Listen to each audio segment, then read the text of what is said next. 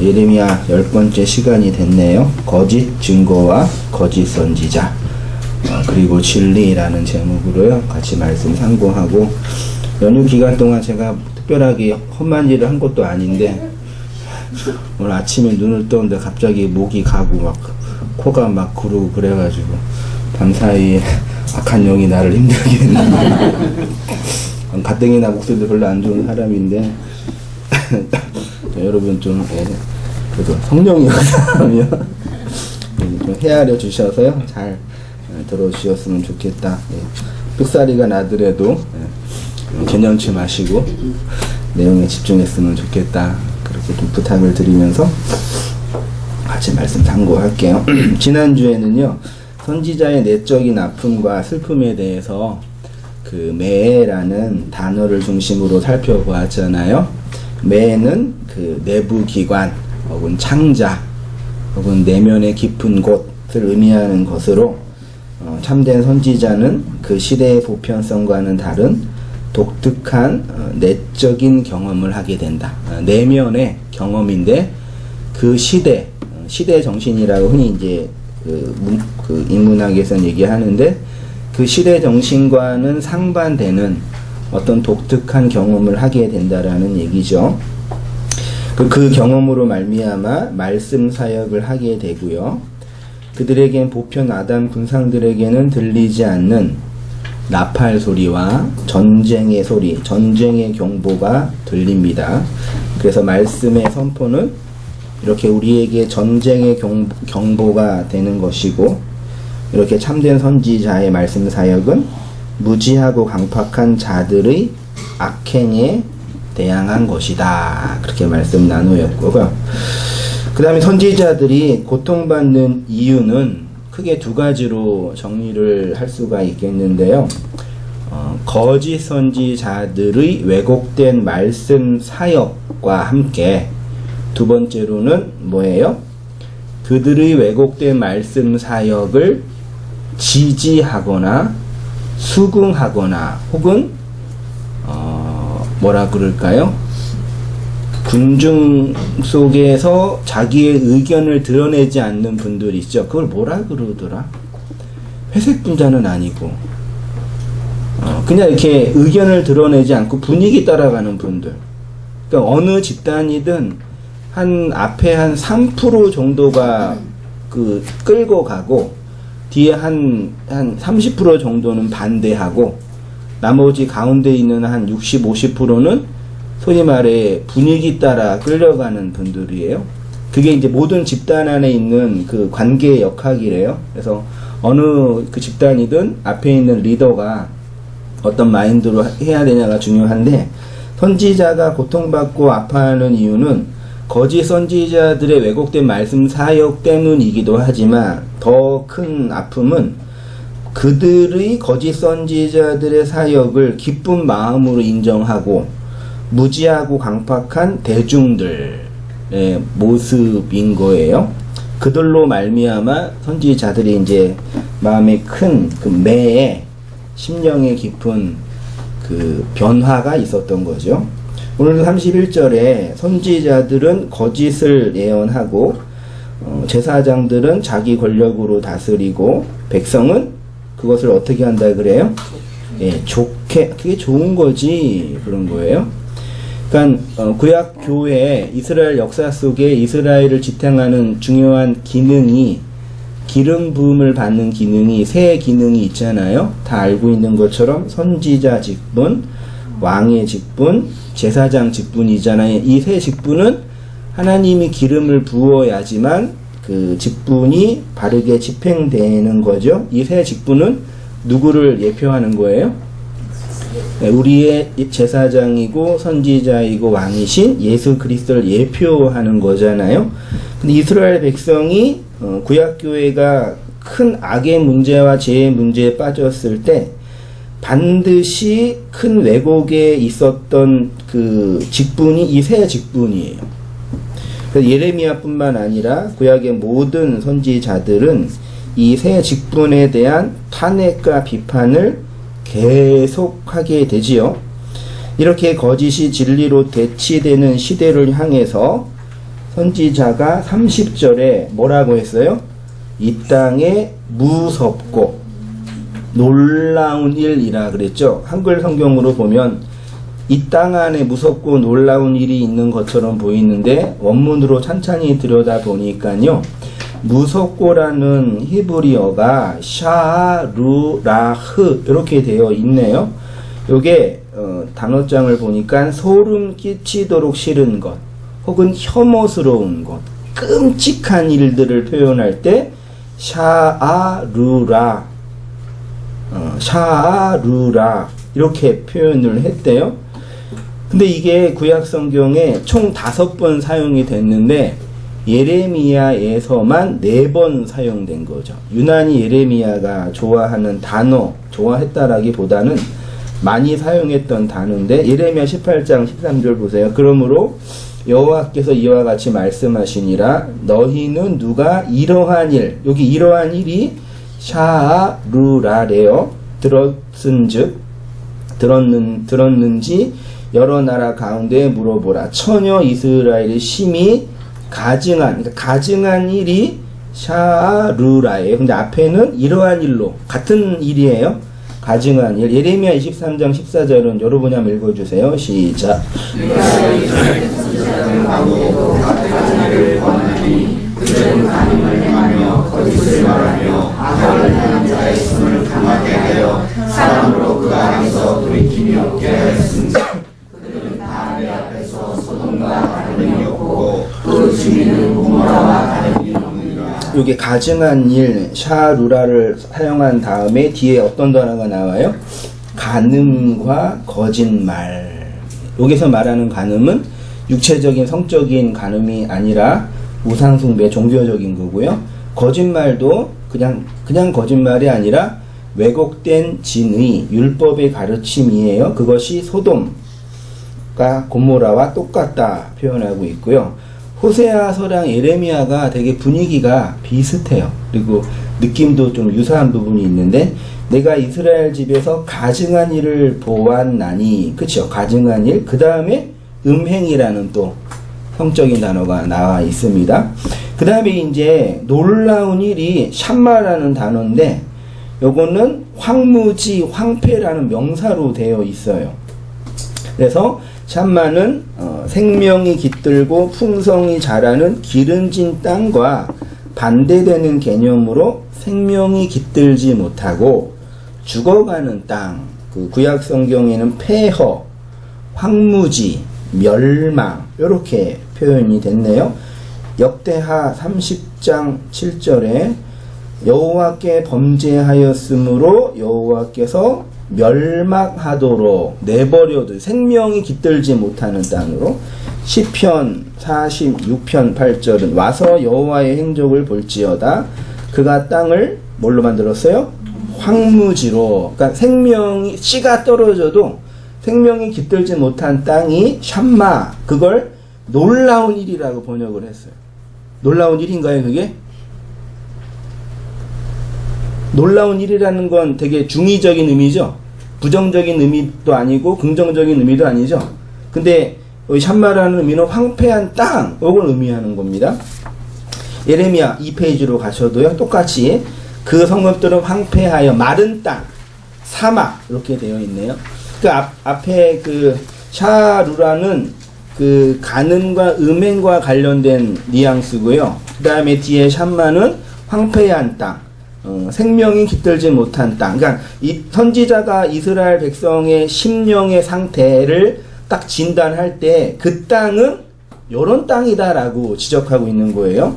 이렇게 샤루라와 샴마는 하나님의 언약을 파괴한 이스라엘의 내적인 황폐와 영적인 강팍함을 표현할 때 사용된 단어입니다. 그래서 뭐 굳이 직역을 하면 큰 차이는 없지만 그 땅 아니 전치사 인이 있어요. 소름 끼치도록 끔찍하고 황폐한 땅이다. 이렇게 볼 수 있습니다.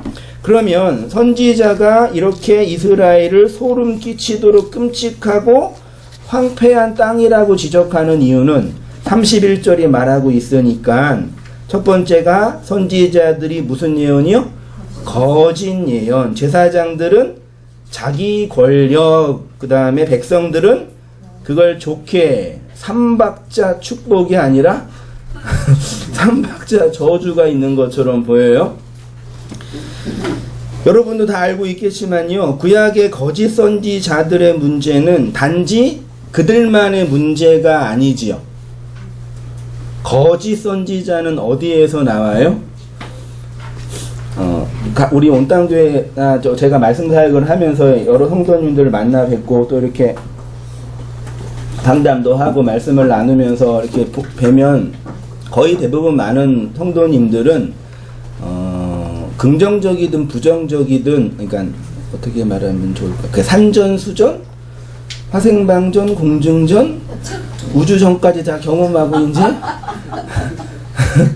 오신 분들이 3분의 2 정도는 되시고, 그 순수하게 계셨던 분들은 경험하게 될지어다. 이 말씀은 그걸 경험하지 않고는 들을 수가 없는 말씀이야. 그러니까 그 지난주도 우리 청년들과 말씀 나누면서 어른들은 경험한 인생을 말씀으로 해석한 것 같고, 청년들은 말씀으로 인생을 해석해야 한다. 이렇게 제가 준엄하게 심판의 어조로 말씀 똑바로 들으라고 했는데 졸지 말고요. 근데 이제 그 대부분 다 성도님들이 어쨌든 다 맞는 건 아니겠지만 어쨌든 목회자나 교회나 혹은 교회 정치 집단적 상황에서 아쉬움과 상처가 심하면 상처, 심하지 않으면 그냥 아쉬움, 안타까움, 그런 나름대로의 그런 경험이 다 있으시고 그런 아픔과 상처를 극복하고 정리해서 해결하신 분도 계시고 아직도 진행 중인 분도 계시고 심지어 어떤 분들은 언급조차 못하게 할 분들도 계시더라고요. 그러면 우리가 경험하고 있는 그런 악한 선지자, 나쁜 선지자, 나쁜 목사, 뭐 심지어 이상한 그런 이 리더들, 그런 집단들의 그 사람들은 누가 만든 거예요? 하나. 그러면 안 돼요, 지금. 그러니까 이거 우리 강의의 진도가 도움이 안 돼요. 모든 건 하나님의 뜻이니까요. 근데 그 사람 스스로 만든 거예요? 시대가 만들어낸 거예요? 이거는 교회 역사뿐만 아니라 세계 역사를 보더라도 세계의 소위 말해 뭐 나치즘이나 무솔리니나 뭐 일본의 제국주의나 수많은 그 침략 전쟁을 벌였던 제국의 그 황제들이나 독재자들이 지네 혼자서 잘나서 나온 게 아니라 그 국가와 그 공동체가 당신이 이런 리더가 돼주세요. 물론 속은 부분도 있지만 거기에서 만들어진 거예요. 맞지요? 니체레 그 히틀러도 그 독일에서 투표로 된 거잖아요. 물론 나중에 이제 많이 그 장악을 한 부분이 있지만 제가 뭘 말씀드리고 싶은지 아시겠죠?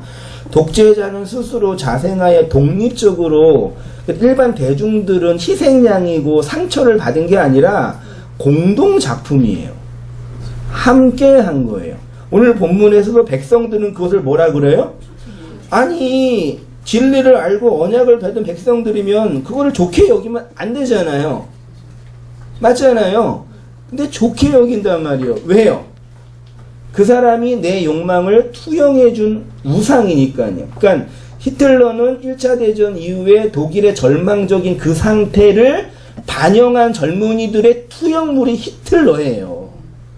이해되죠? 오늘날도 왜곡된 신학과 심지어 이단과 같은 그런 이상한 집단의 그 장들이 그 집단의 욕망을 투영하는 거예요. 그래서 뽑혀지는 거고 되는 거고 그 집단에 자연적으로 이렇게 들어가 있는 거란 말이죠.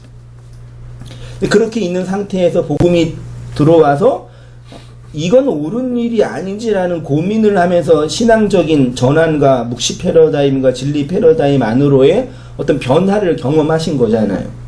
그러니까 그 시대의 시대 정신과 무지한 백성들의 자궁에서 나온 괴물과 같은 존재들이 독재자 혹은 거짓 선지자 혹은 타락한 제사장들인 거예요. 자기 의와 자기 욕망과 자기 탐욕의 형상물이 바로 그런 독재자의 모습으로 나타나고 있는 것입니다. 선악 까먹은 인생 군상들은 자기가 뭐 하고 싶은 말이요? 듣고 싶은 말, 자기가 하고 싶은 것을 해. 그 말을 들어도요, 자기한테 도움이 되는 용어로 재해석해서 들어요. 놀라운 능력인 것 같아요. 어쩜 이렇게 잘하는지 모르겠어요. 물론 저도 그래요. 아무리 강단에서 복음을 선포하고 진리를 강론해도 자기가 생각하는 그것에 충족되지 않으면 어떻게 해요? 안 받아들여요. 그래서 제가 말씀 사역을 하면서 이렇게 여러 이렇게 성도님들과 지체들과 동역자들과 선후배 뭐 다 뵈잖아요. 근데 가끔 이렇게 뵈면서 어떤 아쉬움이 들 때가 있냐면, 아, 저분을 내가 좀 더 늦게 만나 뵀으면 얼마나 좋았을까. 이해되시나요? 사람, 뭐 이 세상의 모든 것들에는 한계 효용이 있고, 제품에는 그 뭐죠? 제조 연일과 뭐가 있어요? 유통기간이 있잖아요. 유통기간이 지나면 폐기 처분하잖아요. 인간관계도 유통기간이 있는 거 아세요? 저와 여러분이 영원히 만날 수 있을 거라고 생각하지는 않으시죠? 뭐 그랬으면 좋겠지만, 그 어떤 느낌이 드냐면, 말씀을 들을 수 있는 기회가 언제나 영원히 늘 있는 거예요? 아니에요? 아니에요. 그래서 말씀을 잘 이렇게 앉아 계시는 거는 들을 수 있는 기회가 있는 거예요. 근데 들을 수 있는 기회를 잘 선용하고 활용을 해서 말씀이 내면의 씨로 들어와 진리로 화답하면 열매가 되는데, 여전히 많은 분들은 그 속으로 못 들어요. 그러면 계속 말씀을 들으면 들을수록 뭐가 없어지는 거예요? 들을 수 있는 기회를 자꾸 쓰면서 없어지는 거예요. 그리고 어느 일정 기간이 되면 들려도 들리지 않는 그런 상태가 돼요. 물론 그거는 저의 불찰이나 그분의 어떤 하나님의 섭리와 인도하심이 있지만, 이렇게 얼마 안 되는 목회를 하면서도 제가 느낀 거라니까. 그래서 이렇게 만나고 말씀 듣다가 어느 순간 뭐가 안 돼가지고 떠난 분들을 뵈면서 어떤 느낌이 들었냐면, 저분을 좀 내가 좀 나중에, 이해되시나요? 제가 좀 더 원숙하고 좀 더 깊이 있고 조금 더 능력 있게 복음을 증거할 만한 그런 상태에서 만났었더라면 그래도 가능성이 있지 않았을까? 그런 자책을 할 때가 있다니까요. 무슨 말씀인지 이해되시죠? 그러니까 사람은 자기가 듣고, 그러니까 하나님이 들리게 하는 그 내용이 있을 때만 들린다, 그 말이에요. 내가 막 들어야 되겠다 그런 의지를 발휘하기 이전에 하나님의 선행적 은혜라고 표현을 하는 거죠. 이것이 바로 선악지식의 저주 아래에 갇혀있는 사람들의 모습이에요. 그래서 그리스도의 복음을 듣기 위해서는 이 선악지식의 저주에서 나오는 길 뿐이 없지요. 나의 신됨의 자리, 하나님 자리에서 내려와 생명지식 안으로 들어오는 길뿐이 없습니다. 그 일을 하나님이 진리의 말씀과 성령의 역사를 통해서 행하시기는 것이기 때문에 선지자의 말씀 사역이 교회의 영광과 순결을 지키는데 절대적이다. 그거는 단지 객관적으로 설교를 잘하는 사람이 있는 것의 문제가 아니라 들릴 때 들리는 거예요. 이게 좀 이해가 됩니다. 들릴 때 들리는 거예요. 그렇죠? 임신이 될 때 임신이 되는 거죠. 우리 가끔 이렇게 청년들 이게 젊어서 일찍 결혼해서 애 키우면은 죽어도 힘들고 돈 버는 거 힘드니까 좀 몇 년 지났다가 임신에다, 그러고 임신 늦게 하는 애들이래. 그런 분들이 있잖아요. 제 동생도 그랬거든요. 근데 그냥 5년, 6년 지났는데 임신이 안 되는 거예요. 둘 다 건강한데. 그러니까 생명이 잉태되는 건 언제든지 할 수 있다고 착각한 거죠. 근데 그게 마음대로 돼요? 안 된단 말이에요. 둘 다 건강해도 그게 이상이 안 되더라고요. 그러니까 내가 임신을 하고 싶을 때 임신을 하고 안 하고 싶을 때 안 하고 그런 영역이 아닌 것처럼, 말씀 듣는 것도 생명이 잉태되는 것도 진리를 받는 것도 진리를 풍성하게 되는 것도 언젠가 뭐 인터넷 들어가면 유튜브에 다 있는데 뭐 들어보지. 네? 시간 또 내서 들어보지. 그렇게 말할 수 있는데 생명이 들어가는 그걸로 안 된다니까요. 정말이에요. 그래서 말씀을 전하는 선지자의 말씀 사역이 교회의 영광과 순결을 지키는데 절대적인 사역인 거예요. 가끔 텔레비전이나 인터넷에서 한국의 유명한 설교가들의 설교를 들을 때 이런 설교들을 예레미야나 이사야나 세례 요한이나 사도 바울이 들으면 뭐라고 하실까? 한국의 유명한 대형 TV나 인터넷 방송국 한 편을 송출하려면 수백만 원에서 수천만 원을 내야 되는 자본에 의해서 움직여지는 그런 곳이요. 그런 곳에는 자본에 의해서 움직여지는 것이 진리에 의해서 움직여지는 게 아니잖아요. 그런 곳의 대표적인 유명한 설교가들의 설교를 우리의 믿음의 선배들이 들으면 뭐라고 하실까요? 예레미야가 저 설교자 나처럼 피 뿌려 진리를 전했던 그 설교를 하는구나. 그럴까요? 이런 성경의 인물이 아니더라도요. 기롤라무, 사보라, 롤라노아, 존 후스나 위클리프나 루터나 칼비나 웨슬리 같은 그리스도의 진리를 위해 양심의 가책 없이 복음을 전했던 분들이 이런 설교를 들으면 저 목사는 나의 후예구나. 그러실까요? 라는 생각을 하게 되죠. 로이드 존스에 의하면 이런 인본주의, 자본주의, 실용주의적 관점에서의 설교는 복음을 증거하는 것이 아니라 뭐라 그런다고요? 영적 매춘 행위라고. 제가 한 게 아니라 누가 한 거라고요? 자꾸 저한테 교회를 비난한다고 누가 그래요. 너무 이렇게 부정적으로만 넌 얘기한다 그래요. 제가 그런 게 아니에요. 제가 존경하고 교회 역사 속에서 걸출한 설교자 중에 한 명인 로이드 존스 목사님이 그의 유명한 설교자와 설교라는 그 신학생들에게 설교에 대해서 얘기를 하는 그 책에서 인본주의나 인간 중심의 설교를 하는 설교자는 실수한 거나 잘못한 게 아니라 영적인 매춘행이라고 했다니까요. 불과 50년 전에요. 그러니까 자꾸미 한국교회는 사회개혁이니 정의의 실현이니 동성연애 금지니 이런 거 외치는 것이 중요한 게 아니라 피 흘려 죽이면서까지 그렇게 목 놓아 외치던 선지자들은 고사하고 그 가톨릭이 절망스러운 상태에서 그 개신교회 그거 하나 만들려고도 그렇게 싸웠던 루터를 지금 신학으로 보면 왜곡되거나 잘못된 게 되게 많아요.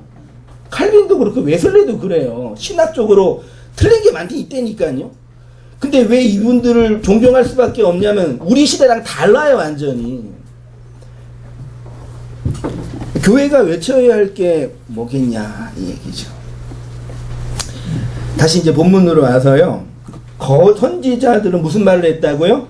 거짓 증거를 했지요. 거짓말을 했는데 그러면 이제 거짓말이 뭐냐? 거짓말이 뭐예요? 거짓말. 한세인 목사는 잘생겼다. 거짓말이에요? 참말이에요? 참이에요.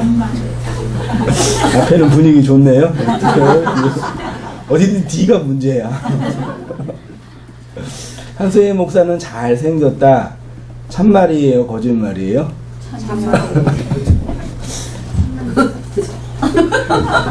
왜요? 제가 잘생긴 거 확인하려고 여러분에게 이런 얘기 제가 질문을 한 것처럼 보이겠어요? 네, 그리고 이건 객관적으로 평가할 수 있는 거예요? 없는 거예요? 없는 거죠. 주관적인 거죠. 그러면 진리예요? 거짓이에요? 이게 어려워요. 그러니까 제가 뭘 말씀드리고 싶으면 한세인 목사는 잘생겼다 이 명제는 객관적으로 옳고 그르다 선하다 선하지 않다의 문제가 아니라 한성민 목사 편이냐 한세인 목사 반대편이냐 이 문제예요. 맞나요? 이걸 다른 말로 권위의 문제라고 하는 거예요. 그러니까 저 잘생겼다고 제가 그게 아니라 하나님과의 관련해서 그것이 진리냐 비진리냐 참이냐 거짓이냐 객관적으로 따져서 참 거짓 그게 가능한 게 있나요? 1 더하기 1은 그런 거 빼놓고요. 이거 무슨 색깔이에요? 이게 무슨 색깔이지? 갑자기 이게 청색인가? 초록색인가? 생명 아닌데? 이게 진짜 초록색이에요? 가짜 초록색이에요? 어? 진짜 어떤 근거를, 그러니까 예. 이거 검정 아니 뭐라고 하면 좋을까? 이거 검정색 개통이죠. 개통이라 그러세요. 그러죠. 이 검정색이라고 할 때 이것과 비교해서는 진짜 검정색이에요, 가짜 검정색이에요. 그러니까 이거 자체로 평가 안 되고 요거랑 비교해서 이게 비교가 되잖아요. 그러니까 이거는 뭐냐면 제가 뭘 말씀드리고 싶은 거냐면 참 거짓은 객관적으로 데이터로 분석하는 문제가 아니라 어느 편에 속하냐의 문제예요. 속에 있냐, 반대편에 있냐, 안에 있냐, 대적하냐. 이해되시죠? 하나님과 우리의 관계가 그거란 말이에요. 아우구스티누스가 그랬던 것처럼 악은 선의 결핍, 선의 결핍이라고 했어요. 그러면 악은 있는 거예요, 없는 거예요? 악은 뭐 때문에 있는 거예요? 선 때문에 있는 거예요. 그럼 마찬가지죠? 어둠은 빛의 결핍이죠. 그러면 거짓은 무엇의 결핍이에요? 진리의 결핍이에요. 거짓이란 실제로 있는 게 아니라 진리가 결핍된 그 상태를 의미한다. 반대로 진리를 설명하면 거짓이 뭐가 돼요? 진리가 되는 거예요. 좀 이해되시나요? 조금 더 깊이 생각해 보면요, 거짓이라는 것은 실제로 존재하는 것이 아니라 진리를 설명하는 과정과 수단과 방법으로 존재하는 거죠. 그러니까 거짓으로 진리가 설명이 되면 그 거짓은 뭐가 돼요? 진리가 돼요. 거짓인데 거짓이 아니라 진리이죠. 똑같은 하나님의 말씀인데 애굽에 떨어지면 10가지 뭐가 돼요? 재앙. 광야에 떨어지면 10가지 계명. 가나안에 떨어지면 10가지 진리. 표현하자면요, 똑같은 열로 설명된 말이에요. 애굽에서는 재앙. 애굽에서 10가지 말씀 받으셨죠? 재앙 받아 나오셨잖아요. 그 광야에서 10가지 율법을 받잖아요. 그리고 가나안의 약속을 여기서 경험하는 거란 말이에요. 똑같은 하나님의 말씀들이에요. 십계명에서 거짓 증거, 거짓말하지 말라는 것은 하나님을 진리로 설명하라 이 뜻입니다. 간음이란 하나님의 씨를 받아서 땅에 설정하여 임신하지 못한 여자를 간음하는 여자라고 했듯이 하나님을 네 밖의 지식으로 받아서 그 지식을 하나하나 나열하고 설명하는 것을 뭐라고요? 거짓 증거. 하나님을 내 안의 지식이 아니라 내 밖의 지식이에요. 그러니까 모든 거는 밖에서 안으로 들어와요. 안으로 들어오기 위해서는 밖에 있어야 돼요. 밖에 있는 그 객관적인 나열된 차서와 순서와 시간과 공간 속에서 차근차근 진행되는 그것이 거짓 증거라는 얘기예요. 지식의 나열. 그 제가 지금 여러분에게 뭘 말하고 있어요? 여러분 밖에서 객관적으로 성경을 근거로 논리를 피면서 차근차근 하나하나 설명하고 있죠. 이게 뭐예요? 거짓 증거예요. 그래서 밖에서 지식을 전하는 사람을 거짓 선지자라고 표현을 하자는 얘기예요. 지금 제가 여러분에게 성경을 근거로 하나님에 대해서 하나하나 나열하고 전하고 있습니다. 여러분 밖에 있는 지식이 됩니다. 그렇게 내 밖에 있는 말이 성경이 말하는 거짓말입니다. 하나님의 말을 그렇게 자기 머리와 자기 지식으로 받아 가지고 있으라고 하는 자를 거짓 선지자, 거짓말하는 자라고 하는 거죠. 그럼 밖에 있는 그 말이 안에 들어가면 그게 뭐라고요? 그걸 진리라 하자는 얘기예요. 그럼 제가 여기서 열심히 말씀을 전하고 차근차근 나열해서 이 논리를 피고 저 논리를 펴고 어떤 사람을 인용해서 열심히 진리를 증거했잖아요. 그걸 아무리 들어도 그 여러분 밖에 있는 지식이죠. 그게 거짓말이라. 여러분 밖에 있는 나열된 지식, 여러분의 육체의 머리를 치장하는, 여러분의 욕망을 치장하는 그 치장물이에요. 여러분 밖에 있는 여러분의 머리의 머리카락, 그거 어떻게 해야 돼요? 밀어야 돼요. 그래서 바울이 갱그리아에서 뭐 했어요? 삭발을 했잖아요. 왜요? 내가 갖고 있는 지식은 하나님 거다라는 상징적으로 설명하려고요. 근데 구약에 보면은 머리를 자르면 안 된다고 말하는 사람들이 있어요. 누구예요?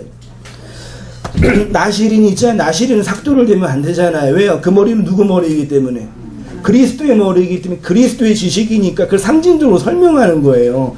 그럼 우리가 밖에 있는 머리카락을 잘라서 그리스도의 머리로 자르게 되면 여자가 아름답게 머리를 치장하는 사람이 되잖아요. 여자는 머리를 길러야 아름다운 거라고 흔히 말하잖아요. 그리스도의 지식으로 속에 있는 그리스도의 마음을 담아 있는 그 지식으로 자기를 치장하는 여자, 그 정결한 여자라고 그러는 거잖아요. 이해되시죠? 그러니까 제가 여기서 백날 한무리 열심히 해도 어떻게 해요?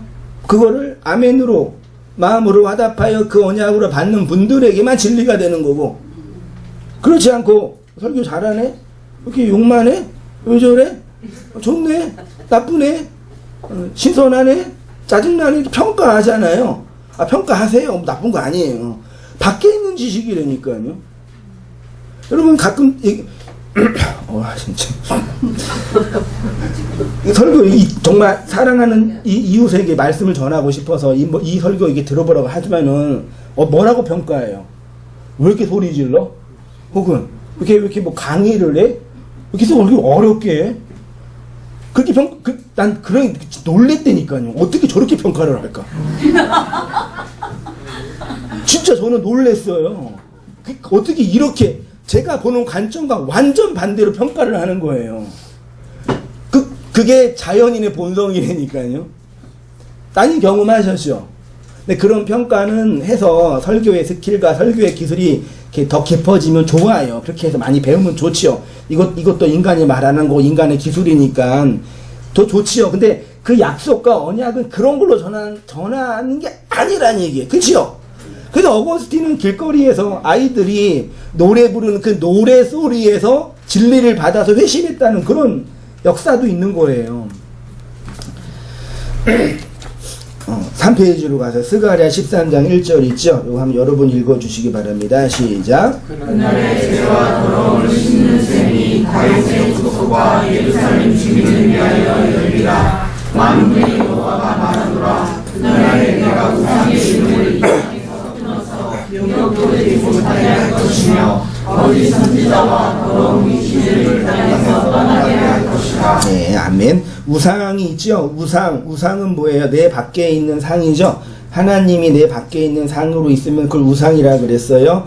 다윗의 언약으로 예루살렘의 율법의 도성에서 다윗의 언약은 새 언약이에요. 새 언약이 떨어지면 뭐가 무너져요? 우상이 무너진대요. 우상이 무너지게 되면 거짓 선지자와 더러운 귀신이 그 땅, 인간의 그 마음에서 어떻게 해요? 떠나게 된대요. 하나님의 말이 내 밖에 지식으로 있으면 그것이 거짓 선지자의 말이 되는 거죠.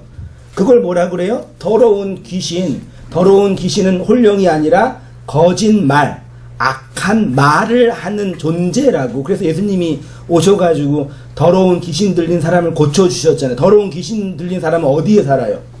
무덤에 살잖아. 율법에 갇혀서. 그 얘기예요. 더러운 귀신을 우리는 악한 말이라고 하였습니다. 그래서 하나님의 말이 새 언약으로, 옛 언약 밖의 말, 새 언약 안의 말, 됐죠? 밖의 말을 통해서 안의 말, 새 언약으로 우리의 마음에 들어오지면 우리의 우상이지요. 그게 무너지잖아요. 맞지요? 안 맞아요? 맞잖아요. 또 자꾸 세우긴 세우지만 무너지는 건 뭔지 아시잖아요. 그리고 거짓 선지자, 거짓말 안 하잖아요. 이제 마음속에는 그 진리를 얘기할 수 있잖아요. 잘하든 못하든 아주 유창하게 하든 아주 이렇게 심플하게 하든 떠듬거리든 막 하든 말하잖아요. 진리로. 그 진리는 유창하게 막 하는 게 아니라 뭐예요? 그냥 그 마음을 얘기하는 거예요. 그게 철학적인 언어로 메타 언어라고 표현하는 거예요. 철학자들도 알았다니까요. 초월적인 그 내용이 이 현실 속에 있는 나에게 들어오면 나의 내면에 깊은 어떤 변화가 일어난단 말이에요.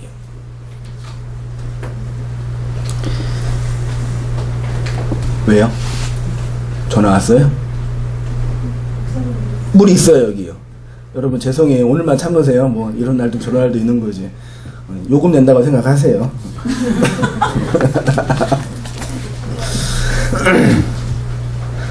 네.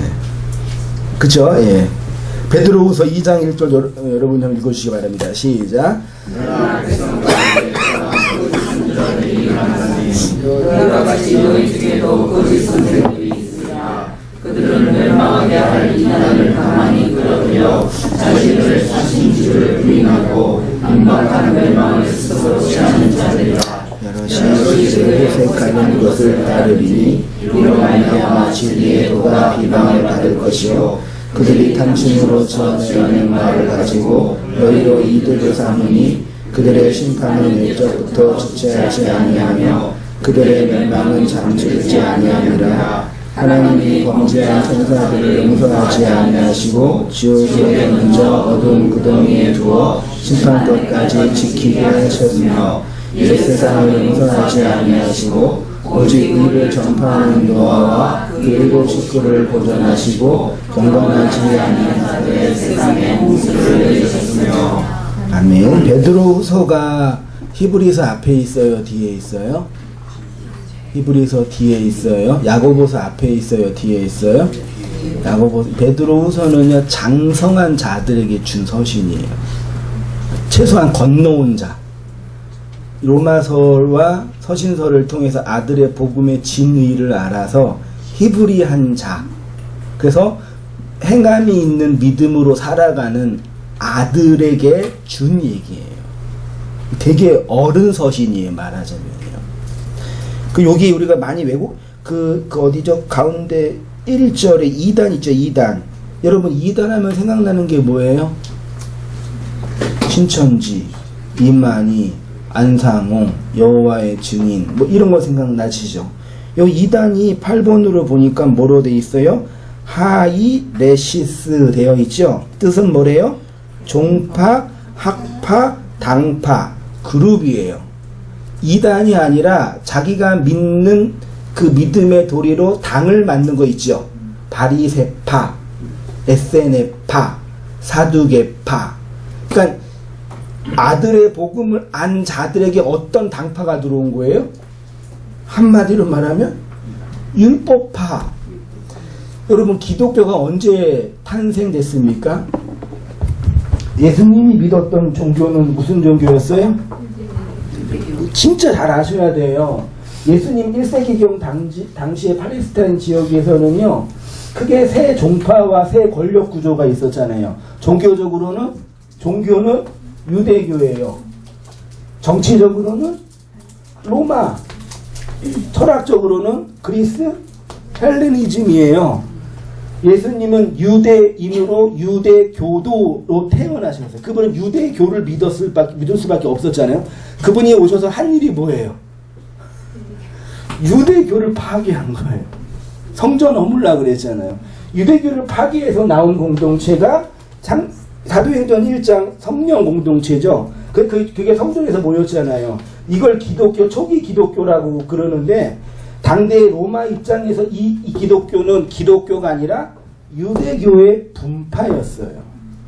까딱 잘못하면은 이 분파 운동 하다가 사라질 뻔했는데 베드로가 나와가지고 믿음을 견고하게 해서 교회를 견고히 했고 바울이 신학을 완전히 유대교에서 탈퇴시킨 거예요.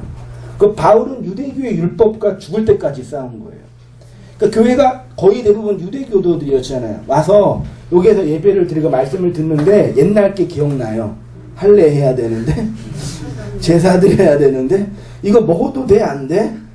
자꾸 어떻게 해요? 딱 돌아가는 거예요. 그래서 바울이 어떻게 해요? 머리에 자꾸 가지마. 가면 안 돼. 그 얘기한 게 로마서와 고린도 전후서 등등도 서신서래니까요. 이 기독교 공동체는 어쩔 수 없이 유대 율법교로 회귀하려는 욕망이 있다니까요. 본능이 있어요. 이렇게 있다가 지하의 카타콤에서 올라와서 로마의 정치 세력, 그리스 헬레니즘의 철학으로 무장한 기독교가 뭐예요? 그게 가톨릭이에요. 그게 1000년 동안 전 세계 기독교를 지배했단 말이에요. 그러게 있다가 1517년에 루터와 칼빈, 웨슬리, 루터파, 칼빈파, 감리교파. 이걸 뭐라 그래요? 개신교라 그래요. 그러니까 우리가 믿고 있는 기독교는 사실은 기독교라 그러면 안 되고 개신교라 그래요. 기독교라 그러면 가톨릭 다 포함되는 거거든요. 근데 초대교회가 말씀을 통해서 아들의 복음을 알았는데 자꾸 구약종교로 회귀하는 거예요. 율법 땅이 본능적으로 있다니까요. 그거를 베드로가 하이레시스라고 썼는데 그거를 번역을 이 단어로 번역을 한 거예요. 이 번역하신 분들이요. 그러면 돼요, 안 돼요? 그 진리의 도가 비방한다 그러잖아요. 그 호색이라 그래. 성적인 욕망이 나오잖아요. 그 다음에 또 4절에 하나님이 범죄한 천사들을 용서하지 아니하시고 지옥에 던져 넣으셨죠. 범죄하는 하마르티아의 명사형이에요. 동사형. 죄를 짓다. 그 다음에 천사들은 뭐예요? 앙겔로스, 말씀, 사자예요. 하나님의 말씀이 율법으로 왜곡되니까 율법의 지옥의 어두운 구덩이에 갇혀 있는 거죠. 그러니까 지금 어디 구석에 천사가 막 타락한 천사가 갇혀 있어가지고 나중에 이제 종말할 때 걔네가 나오고 그런 거 없어요. 나중에 또 얘기하겠지만요. 율법 종교로 회귀하려는 교회 보세요. 4개의 복음서와 로마서를 통해서 베레시트의 언약이 이루어진 초대교회 성도들의 신학적 문제는 구약의 말씀을 자꾸 옛 언약으로 가르치고 밖의 말로 가르쳤다는 뜻입니다. 전하여 다시 유대교로 율법의 행위로 다른 복음으로 바울이 갈라디아에서 그렇게 미친놈처럼 외쳤던 다른 복음을 전하는 자는 저주를 받은 바 막 욕까지 하면서 했던 그 다른 복음은 율법 종교예요. 구약 종교를 회귀. 내가 그렇게 죽을 똥 말똥 하면서 그렇게 그리스도의 복음을 아들의 복음을 전해서 이렇게 교회를 다 세워놨는데 또 돌아가는 거예요. 회귀하는 사람들이 많아진 것입니다. 가톨릭이 유대교로 회귀했잖아요. 그들의 미사는 제사예요. 제사예요. 미사는 제사예요. 강론이 아니라 제사예요. 그래서 사제는 중재자예요. 막 향 피우고 그러잖아요. 율법적으로 회귀하는 거예요. 그래서 사도 바울은 로마서에서 그렇게 힘을 다해 외쳤던 아들의 복음을 서신서를 통해서 다시 외친 거죠. 거짓 선지자, 거짓 선생, 이단, 호색, 탐심, 옛세상 이런 단어들이 의미하는 것은 아들의 복음, 마귀의 마음의 생명으로 들어간 내면의 복음을 자꾸 밖에 있는 귀신의 말로 삼으려는 자들을 향한 탄핵이며 비판인 거죠. 계시록 16장 13절 이하도 한번 읽어주시기 바랍니다. 시작.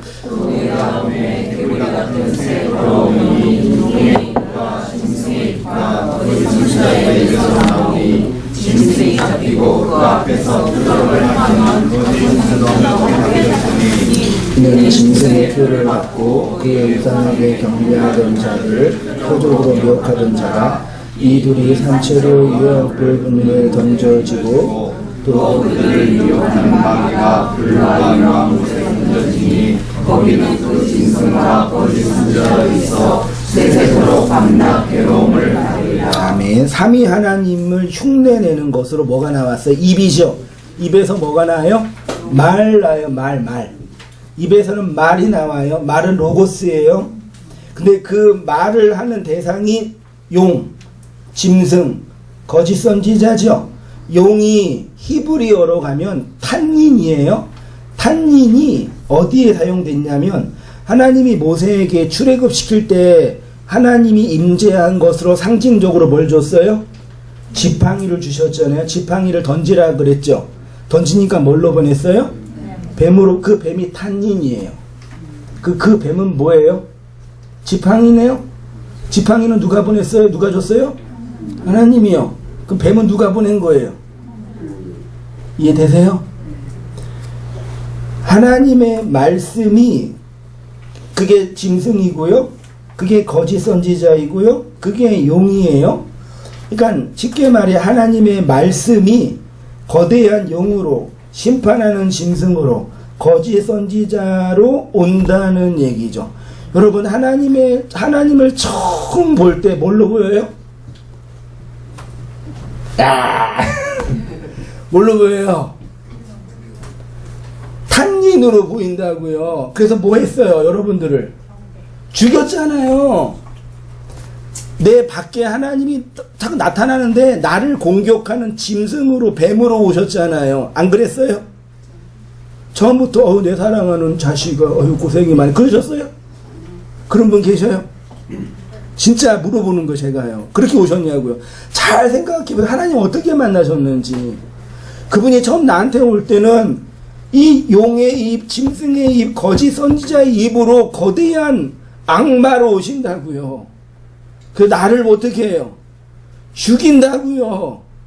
죽은 자만이 마음에 그 하나님이 들어와서 하나님을 모시는 거예요. 이해되세요? 근데 한 번도 그 하나님의 말씀으로 죽어본 적이 없어요. 그리고 그 하나님 경배하면서 나 좀 도와달라고 그걸 우상이라고 한다니까요. 그거를요.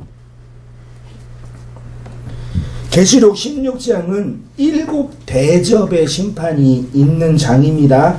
계시록은 7으로 설명되는 건데 맨 처음에 7 교회가 있어요. 7 교회에게 7인 7 나팔 7 뭐예요? 대접, 인, 나팔, 대접은 다 말씀이에요.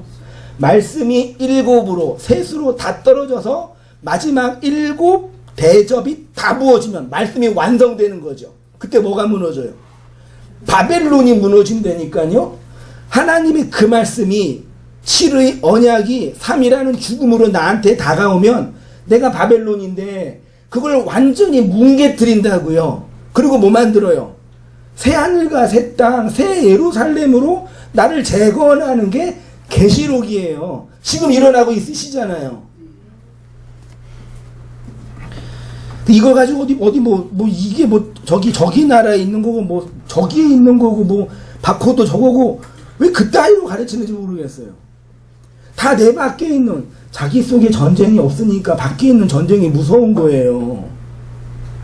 지금 여기서 그 말씀으로 내가 죽어가는 경험이 없으니까 밖에서 일어나는 것이 아주 크게 다가오는 거라니까요.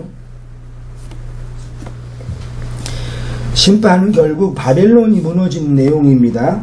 바벨론은 당연히 하나님의 말씀을 용의 입으로 짐승의 입으로 거짓 선지자의 입으로 받아 내 밖의 지식으로 나를 치장하는 머리털로 사용하는 예자에 나죠. 그렇게 지금 말씀이 들어가잖아요. 그게 들어가서 내가 죽어야지 나를 살게 하는 진리가 되는 거예요. 그 말씀은 다 듣는 것도 어렵다고도 하지만 다 들어요. 아니 이런 설교가 아니더라도 양심이 얘기하고 하늘을 봐도 얘기해요. 인간관계를 보아도 다 얘기하잖아요. 다 듣고 있다니까요. 근데 그 속으로 안 들어가는 거예요. 그 바벨론이 마지막 7 대접이 땅에 쏟아짐으로 무너지는 것입니다. 하나님의 7 언약이 3으로 완성될 때 바벨론으로서의 내가 무너지는 것을 상징하는 거죠. 요한일서 4장 1절 이하 읽어주시기 바랍니다. 시작.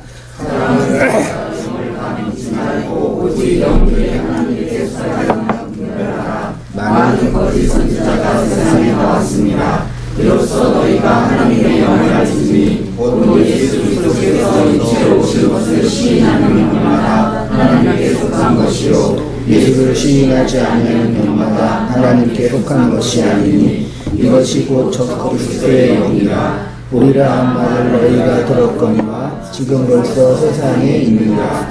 자녀들아 너희는 하나님께 속하였고 또 그들을 이기었나니 이는 너희 안에 계신 이가 세상에 있는 자보다 크심이라. 그들은 세상에 속한 고로 세상에 속한 말을 하매 세상이 그들의 말을 듣는지라. 우리는 다 하나님께 속하였으니 하나님을 아는 자는 우리의 말을 듣고 하나님께 속하지 아니하는 자는 우리의 말을 듣지 아니하니 진리의 영과 미혹의 영을 이루소이다. 아멘.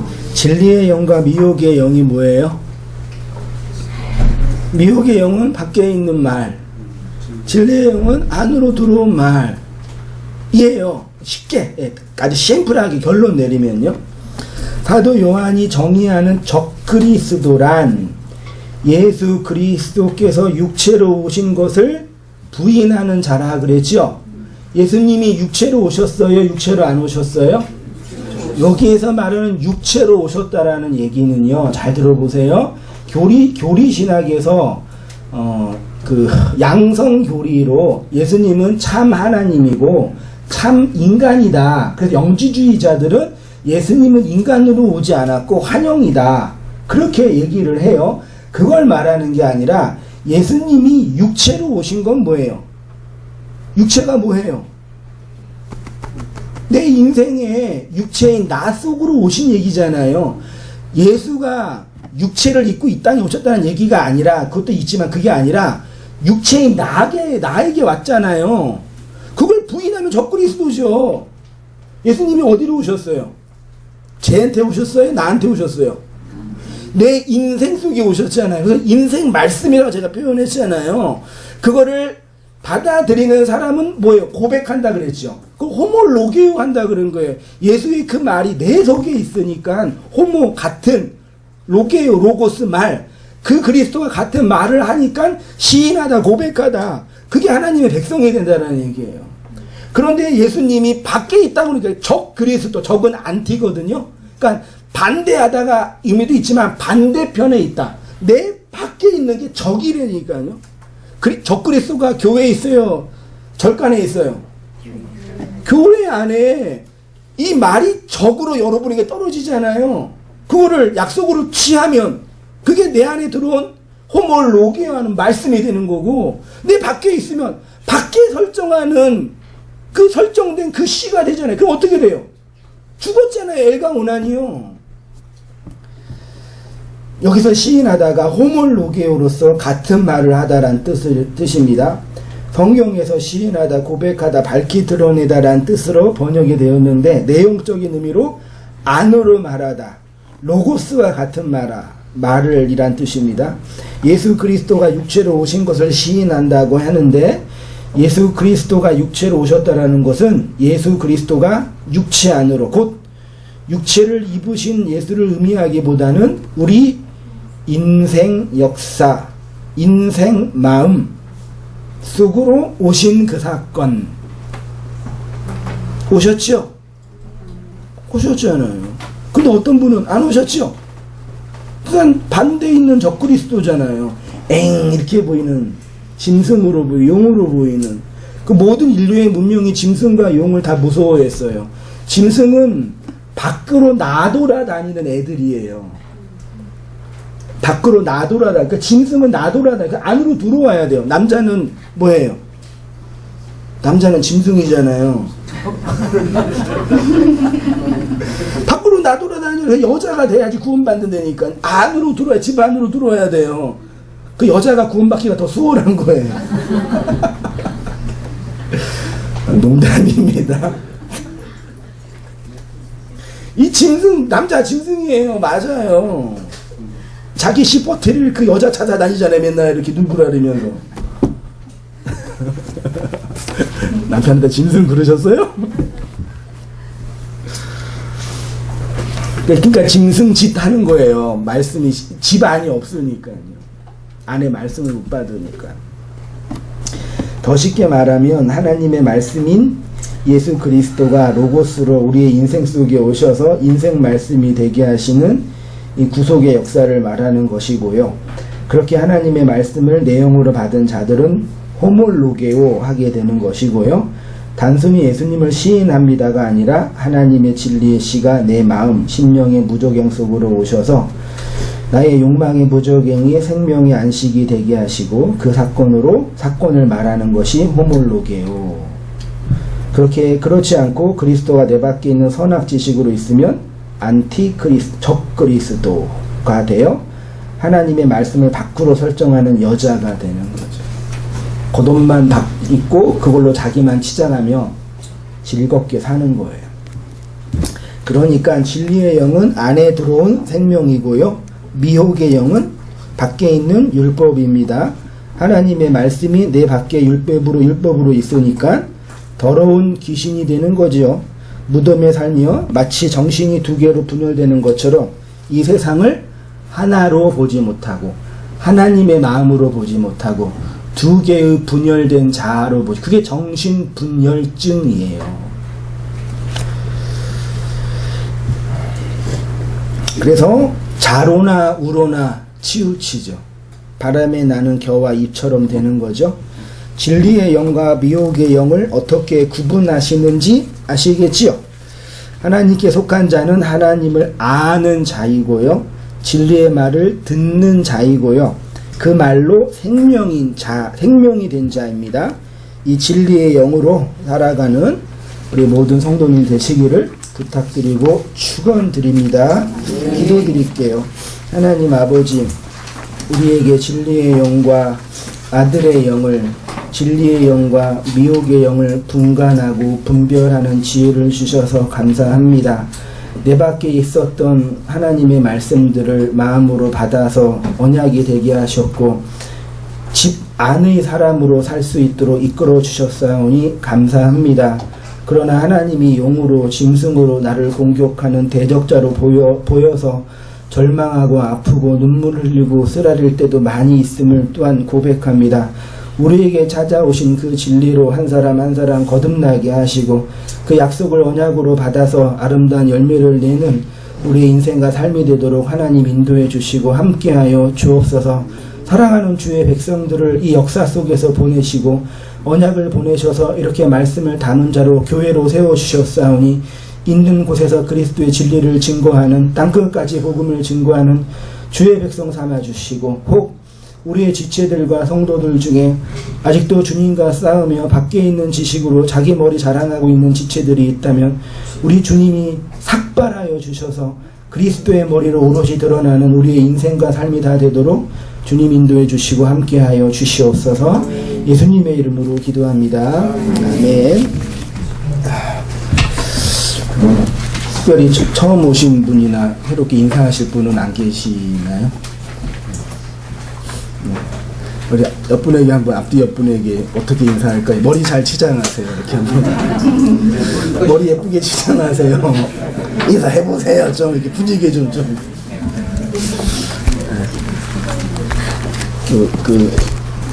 유례 없는 그 장기 휴가 기간이라 이렇게 오늘도 많은 분들이 또 못 오실까 이렇게 했는데 또 이렇게 빠지시기도 하시고 오시기도 하실게 로테이션을 너무 잘하신 것 같아요. 너무 잘하신 것 같아서 감사해요. 또 이렇게 뵈서 반가웠습니다. 우리 다 함께 일어나셔서요. 아까 그 어디죠? 15번이었나?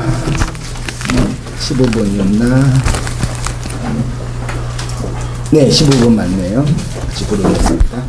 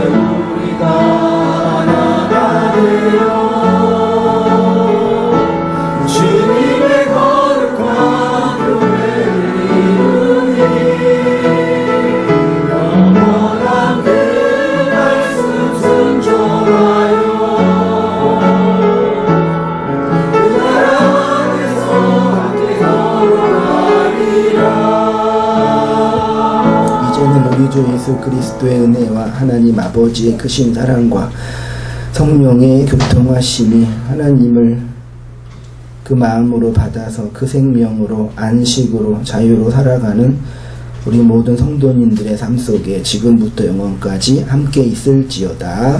아멘.